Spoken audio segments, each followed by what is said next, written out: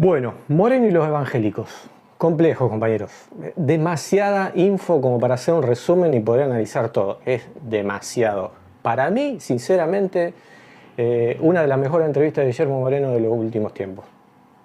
No creo que los muchachos ahí sean expertos en lo que hicieron, pero la verdad que le salió excelente. Primer punto. Vieron que yo soy sincero. Trato de tener honestidad intelectual en todo lo que digo. Y la verdad que lo que más me sorprendió es la madurez de Guillermo Moreno. Algo que yo le critiqué desde el día cero. Fue su falta de templanza. Entonces se volvía loco ante cualquier crítica, ante cualquier comentario que no le gustaba, y se le salía la cadena. La verdad que Guillermo ha madurado en ese sentido, y siempre lo que digo cuando destaco esto, que lo veo hace un tiempito, es que es el camino del conductor. Si Moreno aprende a escuchar de la manera que lo hizo en esta entrevista, y estás ahí cerca del podio, o por lo menos encaminado hacia el podio, Guillermo. Y de nuevo, siempre soy sincero, cuando tengo que criticar lo critico, y ahora, impresionante, genial. Ese es el primer punto. Después, con respecto a los no sé cómo definirlo, no es mi religión, saben que yo tengo una religión, soy mormón, mi religión es muy diferente al evangelismo, somos cristianos, pero mi religión es, si tengo que definirla mal, no sé si es una buena definición, pero igual lo tengo que hacer, tiene más una idiosincrasia sajona. Bueno, nosotros la adaptamos un poco al argentinismo para poder vivirla, pero sí tiene una formación y una doctrina muy formada. Está mal que lo diga, perdón que lo comunique, pero Guillermo habla acerca de que la doctrina perfecta del peronismo, bueno, yo tengo que poner mi corazoncito de que la doctrina mormona es superar el peronismo, pero se complementan espectacularmente. El tema es que entiendo ese punto que hace Guillermo Moreno cuando habla acerca de que el cristianismo tendría que acercarse, todo cristiano debería acercarse y entender el peronismo como tal. Y entonces quiero hacer hincapié en uno de los compañeros, no son compañeros, de los muchachos que hacen la entrevista, que es el de barba, que van a ver, que se llama Matías Casar, lo tengo acá enfrente, que tiene un punto, y lo entiendo porque cuando uno escucha críticas acerca del peronismo, están centrados en lo que él está pensando. Y se ve el esquema de pensamiento que él tiene, que siempre apunta a esos objetivos que tiene el gorilismo, digámoslo concretamente. El gorilismo apunta siempre a esos dos puntos. Uno que lo tengo que definir, siempre la culpa, voy a meter los recortes de dos puntos en especial. Uno acerca del aborto, y otro acerca de los años del peronismo, que son los dos puntos de esto que hablo, que el gorilismo lo tiene muy presente y que siempre es lo que salta cuando uno tiene una discusión, una conversación acerca del peronismo y la importancia del peronismo en la Argentina. Me voy a quedar con eso porque lo otro es muy rico, tiene mucho, pero me voy a ir demasiado por las ramas y va a ser demasiado complejo. El punto del aborto. Bueno, y ahora voy a tener que hablar como un practicante de una religión cristiana. Si uno ha estudiado la Biblia, el Nuevo Testamento, hay un patrón en lo que pasa en los datos históricos. Y tiene mucha influencia, llamémoslas las escuelas, que habría varias divisiones dentro del judaísmo en esa época, y uno principalmente eran los fariseos. Y se usa este término para hacer determinados, o apuntar a determinados comportamientos. Yo, en este pensamiento, hice esta descripción, que es la pregunta farisea. ¿Qué hacían los fariseos? Era siempre buscar, tenían muchas reglas. Una de ellas, por ejemplo, para ver lo extremista que era que se podía dar pena de muerte y matar a una persona solamente, por ejemplo, por decir yo soy. Yo soy en el idioma castellano. Yahvé es en el idioma judío, que era el nombre que se le daba o que le daban ellos a Dios. Y era tan sagrado que si uno lo mencionaba lo podían matar. Pasa en la historia contada por los escritores de la Biblia, que en varias oportunidades Jesucristo menciona este nombre, yo creo autodenominándose, y estuvo a punto de ser apedreado. Pero para que vean el nivel de cumplimiento de las leyes que ellos tenían. Y cómo buscaban con sus preguntas hacerle trampa a Jesucristo para poder tener después motivo para juzgarlo y, si era posible, condenarlo a muerte, como después pasó. Entonces, las preguntas fariseas siempre apuntaban a atraparlo a Cristo en esas respuestas. La genialidad de Jesucristo al poder cambiar las preguntas a su favor y poder zafar la pregunta es solamente de un Dios. Hay muchos ejemplos que se pueden dar, como el tema de la moneda y demás, cuando hablan acerca de si había que pagar los impuestos o no los impuestos del César, se hubiera sido condenado por lo metieron en una encrucijada entre la espada y la pared para que lo condenen los romanos o sea condenado por los judíos. Y a César lo que es a César y a Dios lo que es de Dios, responde Jesucristo cuando le muestra la moneda y la cara que tenía estampada en esa moneda. Bueno, pero si nosotros llegáramos a definir que las preguntas esas fueran directamente del diablo, ya estoy hablando como un sacerdote, que no lo voy a hacer muchas veces, la pregunta del aborto, compañeros, es una pregunta de eso, porque es absolutamente capciosa, es una pregunta farisea, para meternos en una disyuntiva en que prácticamente es muy emocional la respuesta y va a tener una implicancia. Entonces veo que este compañero y los evangélicos siempre caen. No creo que los evangélicos, porque he tenido hasta persecución de los mismos judíos. ¿Y cómo se responde a esta pregunta? Yo creo que de la misma manera que lo hacía Cristo, haciendo preguntas. Cuidado que hay formas de hacer una pregunta o contestar una pregunta con una pregunta y puede ser un poco una forma de manipular, a mí no me gusta, pero sí si hacemos un desarrollo y después tenemos una respuesta. La pregunta del aborto yo la haría diciendo las dos preguntas claves. Primero preguntarle a la persona qué piensa del aborto, si está bien o está mal, eso puede ser por sí o por no, y después preguntarle qué pasaría, es una pregunta fuerte, porque la pregunta primera fue fuerte, si algún integrante de su familia o allegado tuviera un embarazo fruto de una violación o por cuestiones médicas, se le recomendara tener un aborto para salvar la vida de la madre.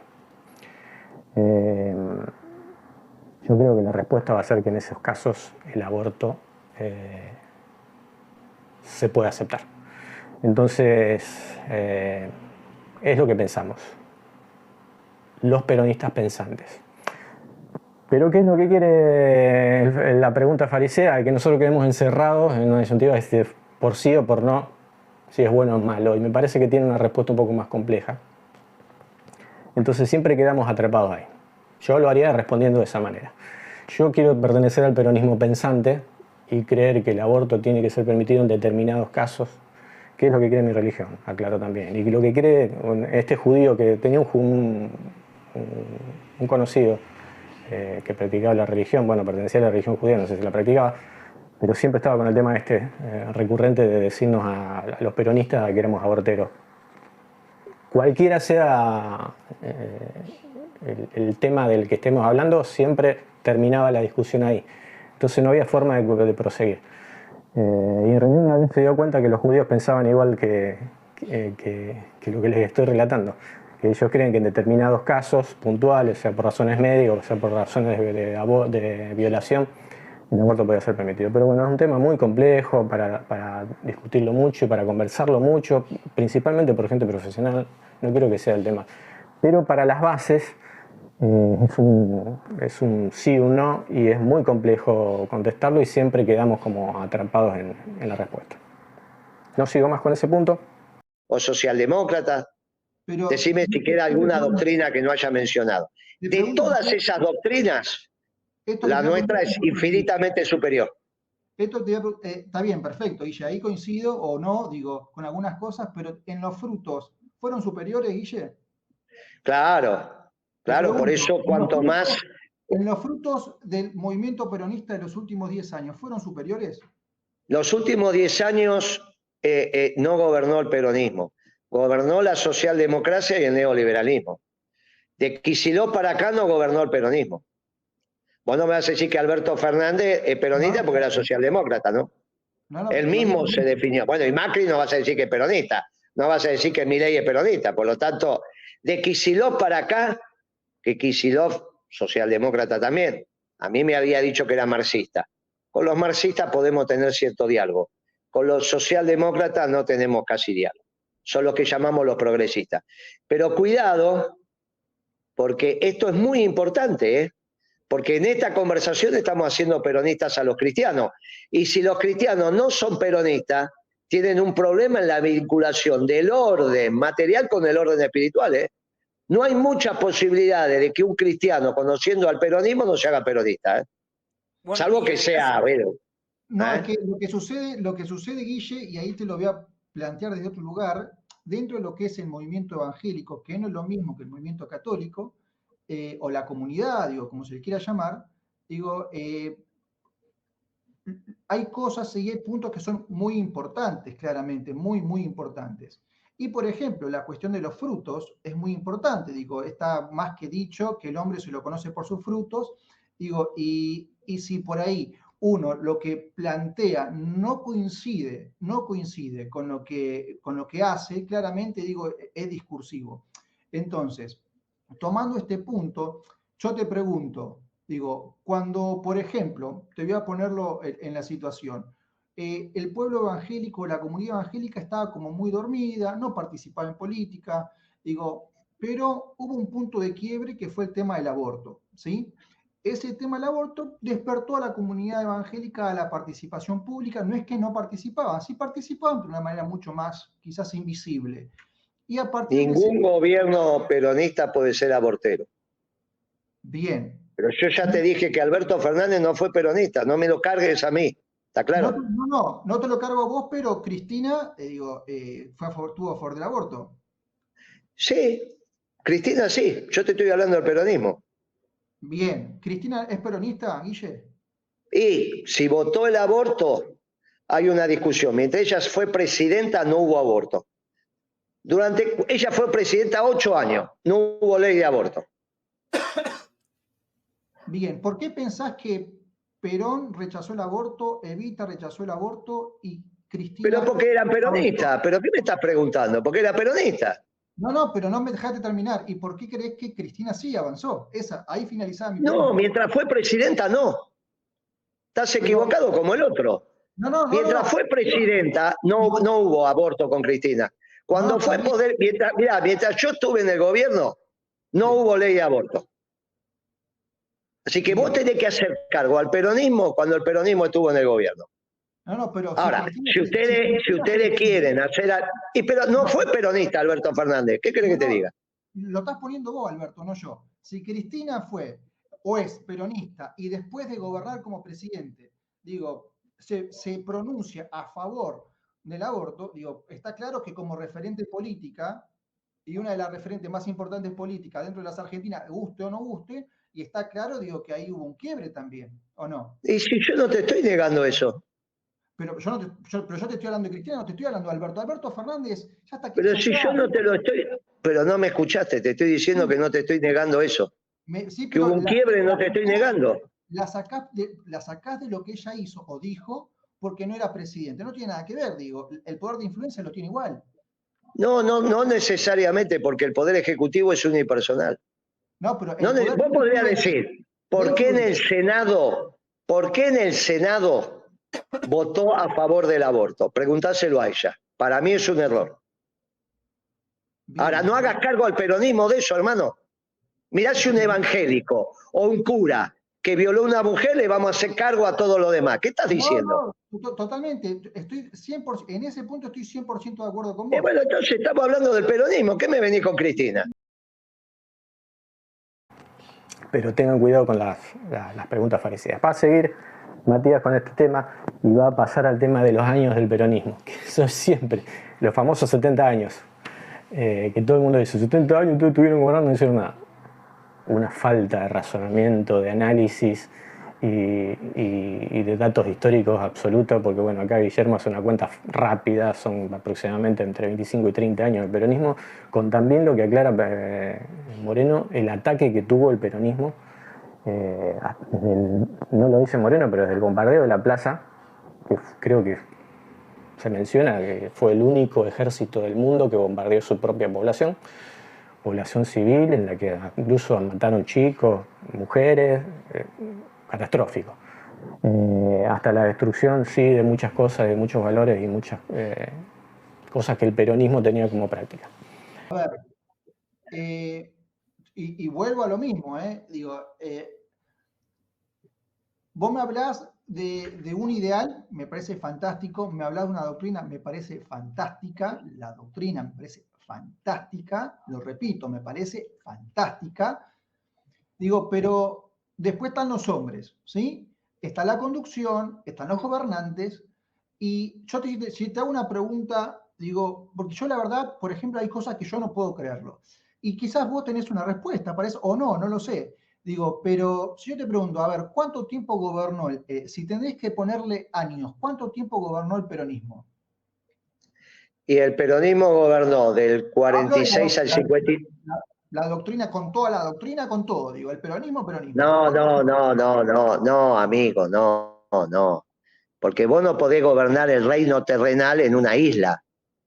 No, el peronismo gobernó después de la Segunda Guerra Mundial, nunca llegó a aplicar la doctrina en su plenitud. Recién ahora el mundo tiende al nacionalismo, recién ahora, después de 70 años, estamos en condiciones de decir que no vamos a tener el mundo en contra. Por eso tenemos que peronizar al mundo. Vos te imaginas, si el mundo fuera peronista, habría guerras. Muy bien, aproximándose a la doctrina, porque te vuelvo a decir que cuando gobernó Perón fue al final de la segunda, cuando terminó la Segunda Guerra. Gobernó del 46 al 55 sin duda. Gobernó 73, 74, 75 hasta el golpe del 76, con todas las dificultades también. Y después fueron te diría, el gobierno de Duhalde, el gobierno de Kirchner, el primer gobierno de Cristina y 2 años del gobierno de Cristina, del segundo.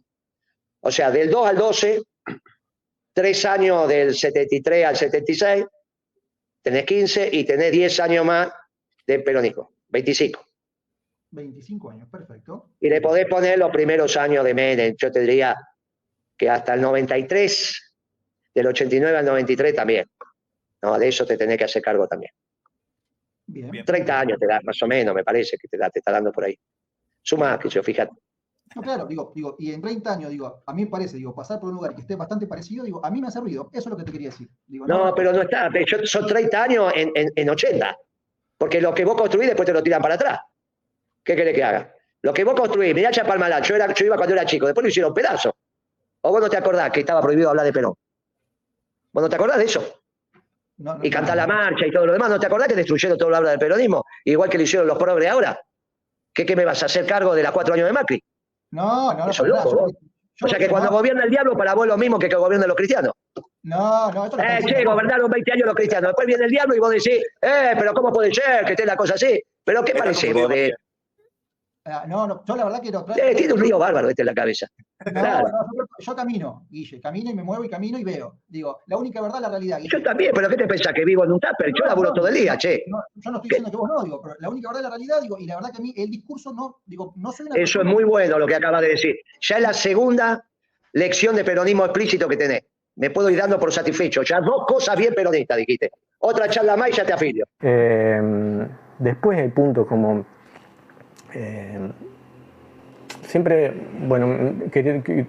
cierro la idea. Creo que, entonces de eso de los 70 años también es una pregunta, o mejor una idea farisea. Siempre te ustedes gobernaron 70 años y dijeron, no creo que sea así.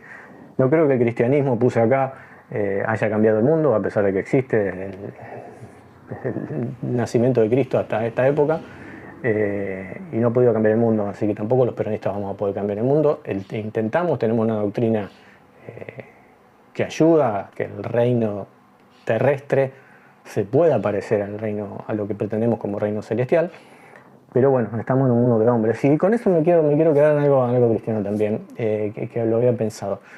Por ejemplo, el tema de Judas. Si lo pensamos de los datos bíblicos, Judas fue elegido por Cristo y fue un apóstol.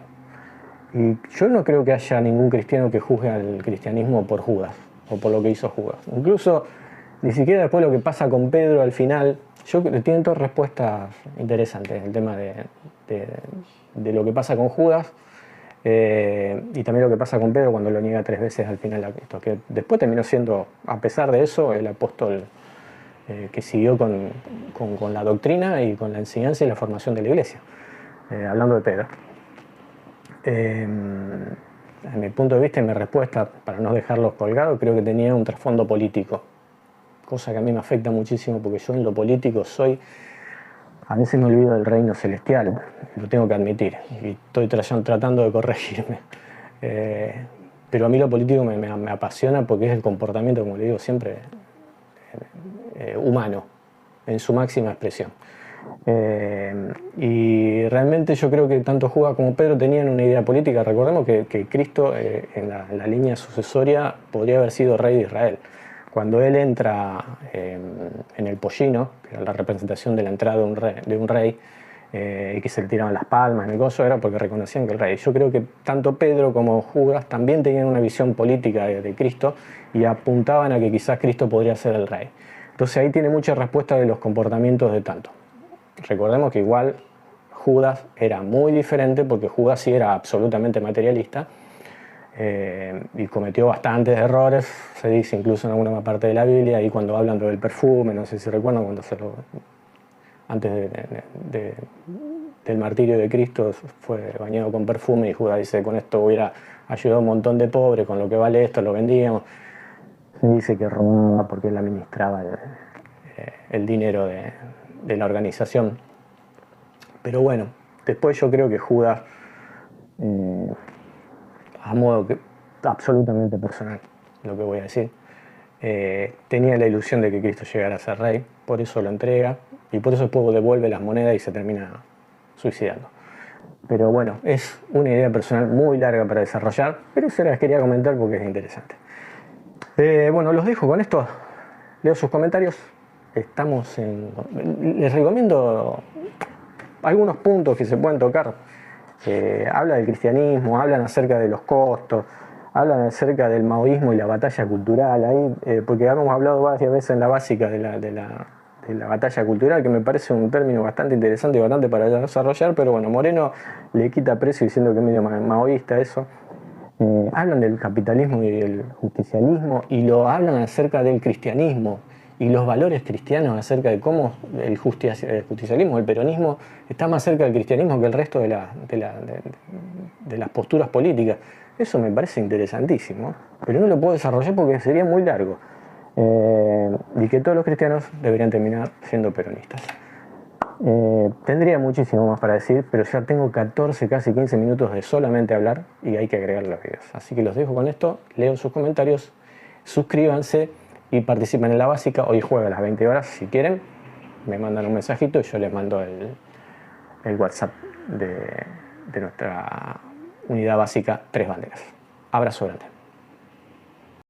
En nuestro tiempo, gobernar es crear trabajo, porque es inconcebible que en aquel entonces, en el año 46, existieran 800.000 desocupados, como existen actualmente en la Argentina 800.000 desocupados. ¿Cómo puede explicarse que en un país que está todo por hacerse haya 800.000 personas que no pueden trabajar? No es obligación del gobierno crear eso. Muy bien, fue así. Por el contrario, cierran todavía las posibilidades. Cuando llegó el momento, lanzamos el primer plan quinquenal, que eran 76.000 obras. Indudablemente, al lanzar esas 76.000 obras, todo se puso en movimiento, el país rompió la inercia. Se puso en marcha en plan de desarrollo, pero un desarrollo planificado. La primera consecuencia fue que esos 800.000 desocupados se ocuparon en 2 o 3 meses. Cuando se ocuparon los 800.000 desocupados, los salarios subieron solos, porque cuando hay plena ocupación, el salario no hay que impulsarlo, sube solo. Claro, cuando subieron los salarios, el poder adquisitivo de la masa popular, que es el verdadero consumo, se multiplicó varias veces. Al multiplicarse y subir el consumo, eso tonificó inmediatamente al comercio, que se atresó para satisfacer la demanda de ese consumo multiplicado. Eso demandó a la industria la transformación necesaria para la distribución por el comercio. Y en consecuencia la industria se puso en marcha.